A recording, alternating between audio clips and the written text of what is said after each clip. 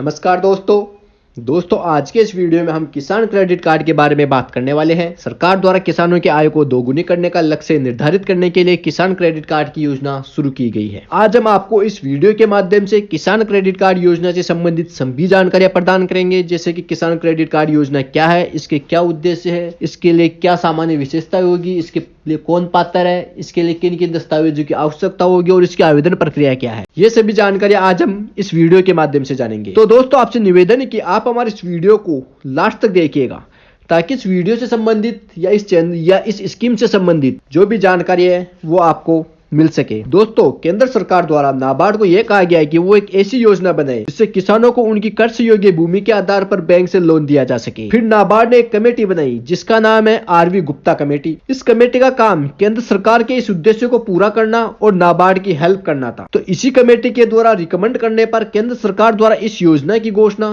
1998-99 के बजट भाषण में उस टाइम के जो वित्त मंत्री थे श्री यशवंत सिन्हा जी के द्वारा की गई। और यदि इस योजना के शुभारंभ की बात करें तो दोस्तों इस योजना का शुभारंभ 1 जून 1998 को किया गया। किसान क्रेडिट कार्ड योजना national bank for agriculture and rural development, जिसको हम नाबार्ड बोलते हैं, के द्वारा संचालित की जा रही है। दोस्तों किसान क्रेडिट कार्ड के माध्यम से कोई भी योग्य किसान 3 लाख रुपए तक का शॉर्ट टर्म यानी अल्पकालीन लोन ले सकता है, जिसकी ब्याज दर 9% रखी गई है। अब यदि दोस्तों हम इस 9% ब्याज दर पर छूट और सब्सिडी की बात करें तो सरकार द्वारा इस 9% ब्याज दर पर 2% की सब्सिडी भी प्रदान की जा रही है, यानी कि किसानों को केवल 7% ब्याज दर पर ही लोन प्रदान किया जाएगा। और यदि दोस्तों किसान समय पर लोन का भुगतान कर देता है तो उसको 3% की अतिरिक्त छूट दी जाती है, यानी कि इस स्थिति में किसान को केवल 4% ब्याज का ही भुगतान करना पड़ेगा। दोस्तों यदि आपने 3 लाख रुपए का केसीसी लोन लिया है तो आपको याद रखना होगा आपने किस तारीख को लोन लिया है। जिस दिनांक को लोन लिया है उसके 1 साल पूरा होने से पहले ही आपको ब्याज सहित पूरा लोन चुका देना होगा। यदि दोस्तों आप समय पर लोन नहीं चुकाते हो तो आपको ब्याज में 3% की जो छूट दी जाती है वो नहीं दी जाएगी। अब दोस्तों हम 3 लाख से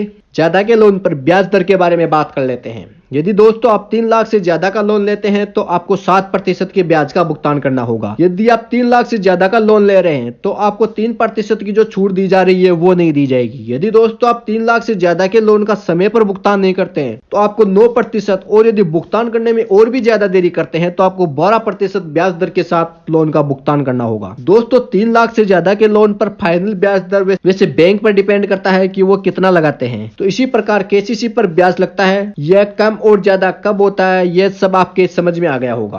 तो दोस्तों मेरी राय यह है कि आप किसान क्रेडिट कार्ड से 3 लाख रुपए तक का ही लोन लेवें, जो कि चुकाने में भी आसान रहे और उसकी ब्याज दर भी काफी कम है। दोस्तों इस कार्ड की सबसे बड़ी बात की हम बात करें तो इसमें आप जैसे आज लोन का भुगतान कर रहे हैं तो दूसरे दिन वापस लोन लेने के लिए पात्र हो जाते हैं। दोस्तों केसीसी एक ओवरड्राफ्ट की तरह काम करता है, यानी आप जब चाहे उससे पैसा जमा करा सकते हैं और जब चाहे आप उससे पैसा निकाल सकते हैं। जब आप कार्ड से पैसा निकालते हैं तभी आपको ब्याज का भुगतान करना होगा। यदि आप कार्ड का बिल्कुल भी यूज नहीं करते हैं तो आपको कोई ब्याज का भुगतान नहीं करना पड़ेगा। यदि दोस्तों हम किसान क्रेडिट कार्ड की वैलिडिटी की बात करें तो ये 5 साल के लिए वैलिड होता है और 5 साल के बाद इसको फिर 5 साल के लिए दोबारा रिन्यू करवाया जा सकता है। दोस्तों अब मैं इस योजना से जुड़ी बहुत बड़ी बात बता रहा हूँ कि इस योजना को प्रधानमंत्री किसान सम्मान निधि योजना से जोड़ दिया गया है, यानी प्रधानमंत्री किसान सम्मान निधि योजना से जुड़े सभी किसान इस योजना का लाभ उठा सकते हैं। इसके माध्यम से किसानों को समय पर ऋण उपलब्ध करवाया जा सकेगा। दोस्तों इस योजना के अंतर्गत आवेदन करने की प्रक्रिया और भी सरल कर दी गई है। कोरोना काल के दौरान 2 करोड़ से अधिक क्रेडिट कार्ड जारी किए गए हैं। यह क्रेडिट कार्ड ज्यादातर छोटे किसानों को प्रदान किए गए हैं। इस योजना के माध्यम से कृषि,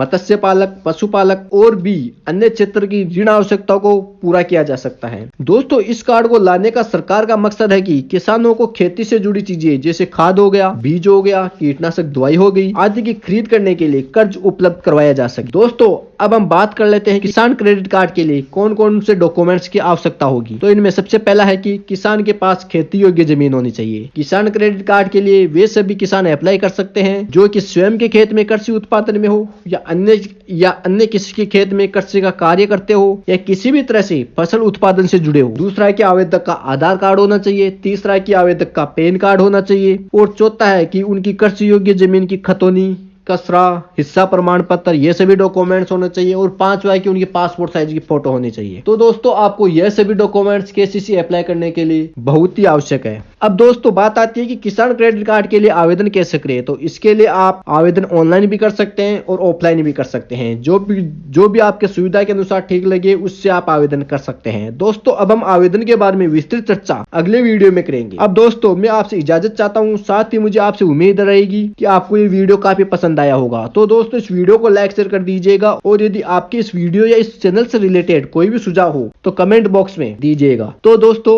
अब हम फिर नेक्स्ट वीडियो में मिलते हैं। धन्यवाद। जय हिंद, जय भारत।